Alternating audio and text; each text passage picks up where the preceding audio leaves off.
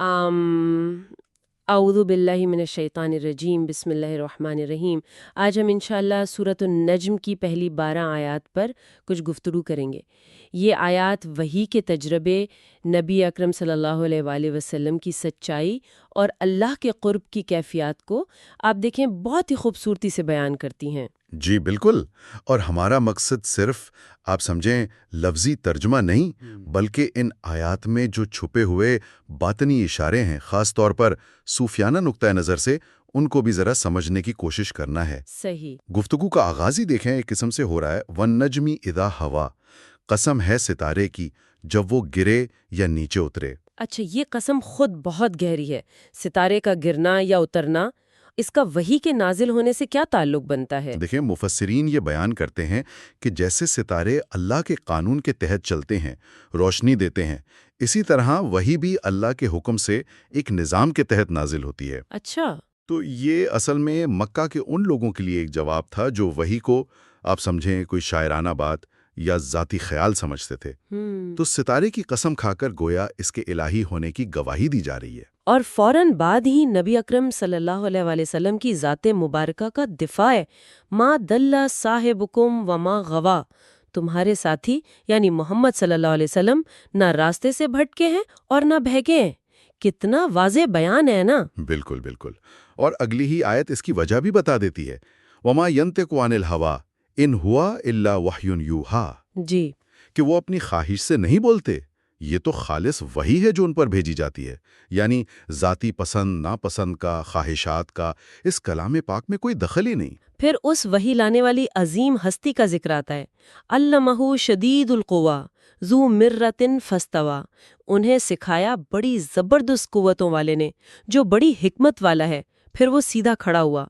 یہ شدید القوا کون ہے؟ جی، روایتی تفسیر میں اور اکثر مفسرین کا اتفاق ہے کہ اس سے مراد حضرت جبرائیل علیہ السلام ہے۔ شدید القوا، ان کی وہ زبردست طاقت ہے جو وحی جیسا عظیم پیغام لانے کے لیے ضروری ہے۔ اور ذو مرہ؟ ذو مرہ کا مطلب ہے بڑی مضبوط ساخت والا، بڑی حکمت والا، صاحب بصیرت، یعنی وہ اپنی کامل اصلی صورت میں ظاہر ہوئے۔ اور پھر وہ منظر کشی ہے جیسے ہم خود دیکھ رہے ہوں، وَهُوَ بِالْأُفُقِ الْأَعْلَى ثُمَّ دَنَا فَتَدَلَّى فَكَانَ قَابَ قَوْسَيْنِ أَوْ أَدْنَىٰ، وہ بلند ترین کنارے پر تھے، پھر قریب ہوئے اور نیچے لٹک کر آئے، یہاں تک کہ 2 کمانوں جتنا فاصلہ رہ گیا یا اس سے بھی کم۔ یہ کیسی قربت تھی؟ دیکھیے جو ابتدائی مفسرین ہیں جیسے ابن عباس رضی اللہ عنہ، طبری وغیرہ، ان کے مطابق یہ نبی اکرم صلی اللہ علیہ وسلم اور حضرت جبرائیل علیہ السلام کے درمیان وہ پہلی ملاقاتیں ہیں زمین پر۔ اچھا۔ وہ قربت ہے جہاں ایک انسانی وجود اور ایک نوری ملکوتی وجود کا اتصال ہو رہا ہے۔ نہیں بولا جو کچھ دیکھا، یہاں فؤاد کا لفظ ہے، صرف قلب نہیں، اس میں کوئی خاص بات ہے؟ جی، فؤاد کا لفظ عام طور پر دل کی اس زیادہ گہری آپ کہیں مشاہدہ کرنے والی صلاحیت کی طرف اشارہ کرتا ہے جو بالکل براہ راست حقائق کو وصول کرتی ہے، جذبات سے بھی زیادہ گہری سطح پر۔ تو یہ آیت زور دے رہی ہے کہ یہ کوئی وہم نہیں تھا، کوئی خیال نہیں تھا، صحیح، بلکہ ایک حقیقی مشاہدہ تھا جس کی تصدیق خود نبی صلی اللہ علیہ وسلم کے قلب مبارک کی گہرائی نے کی۔ اچھا، یہ تو اس کا ظاہری پہلو ہوا۔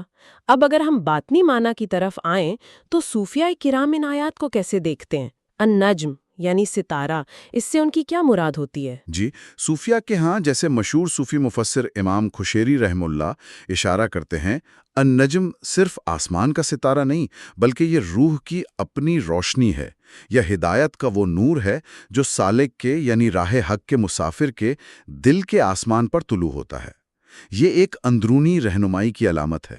اچھا، یعنی وحی کا تعلق صرف باہر سے آنے والے پیغام سے نہیں بلکہ اندر کی روشنی اور استعداد سے بھی ہے۔ جی ہاں، بالکل۔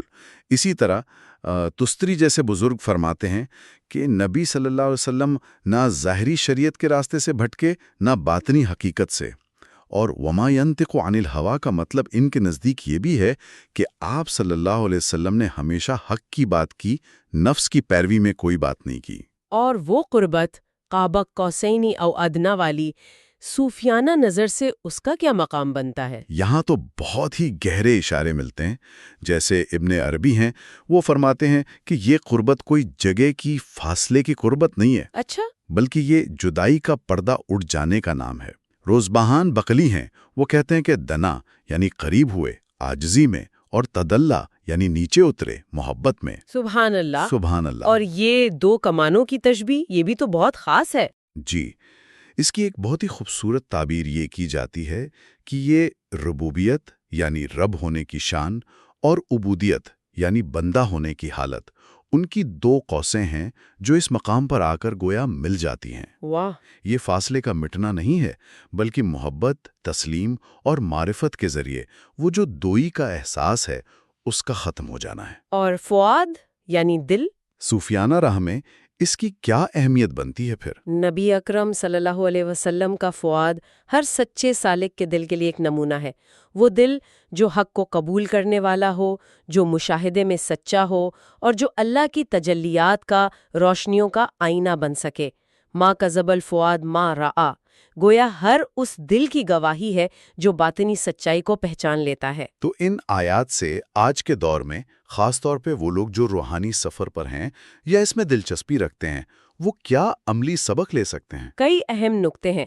دیکھیں، پہلے بات تو یہ کہ جب زندگی میں کبھی اچانک کوئی گہری سمجھ، کوئی وضاحت ملے، کوئی انسائٹ آئے تو اسے پہچانیں۔ ہو سکتا ہے وہ آپ کا ذاتی نجم ہو جو اترا ہے۔ دوسرا، اپنی گفتگو میں، اپنی باتوں میں خواہشات نفس کے بجائے خلوص اور سچائی لانے کی کوشش کریں۔ کم بولیں، زیادہ سچ بولیں۔ جی۔ تیسرا، اپنے باطن یعنی احساسات اور ظاہر یعنی عمل، ان میں ہم آہنگی پیدا کریں۔ یہی آپ کا افق اعلیٰ بن سکتا ہے۔ چوتھا، عاجزی اور خدمت کے ذریعے اللہ کا قرب تلاش کریں، جیسے فرمایا دنا فتدلّا۔ بالکل۔ اور پانچواں، اپنے دل کی جو گہری سچائی ہے، جو فؤاد کی آواز ہے، اس پر بھروسہ کرنا سیکھیں۔ بہت خوب۔ اس ساری گفتگو کو سمیٹتے ہوئے ایک مختصر سی دعا یا مناجات کا خیال آ رہا ہے جو شاید ان آیات کی روح کو بیان کر سکے۔ اے وہ ستارہ جو میری اندھیری رات میں اترا، مجھ میں وہ روشنی جلا دے جسے عقل پوری طرح سمجھ نہیں سکتی۔ مجھے جبرائیل جیسی قوت دے کہ سچائی کو قبول کر سکوں۔ مجھے خدمت اور عاجزی سے اپنا قرب عطا فرما، غرور اور تکبر سے نہیں۔ میرا دل جو دیکھے اسے جھوٹ نہ کہے، اور میری روح تیرے مشاہدے میں ثابت قدم رہے۔ آمین۔ آمین ثم آمین۔ یہ آیات تو وحی کا نزول اور قلب محمدی صلی اللہ علیہ وآلہ وسلم کی اس عظیم استعداد کا بیان تھی۔ اگلی جو آیات ہیں 13 سے 18 تک، وہ ہمیں اس تجربے کی اور گہرائی میں لے جائیں گی، سدرۃ المنتہا کے مقام تک، جہاں مشاہدے کی ایک بالکل ہی اور شان بیان ہوئی ہے۔ گویا یہ آیات بتا رہی ہیں کہ روشنی اترتی کیسے ہے، اور اگلی آیات شاید یہ دکھائیں گی کہ بصیرت بلند کیسے ہوتی ہے، یہاں تک کہ دیکھنے والا خود حیرت سے بھی آگے نکل کر ایک اطمینان تک پہنچ جاتا ہے۔ اس پر انشاءاللہ آئندہ بات کریں گے۔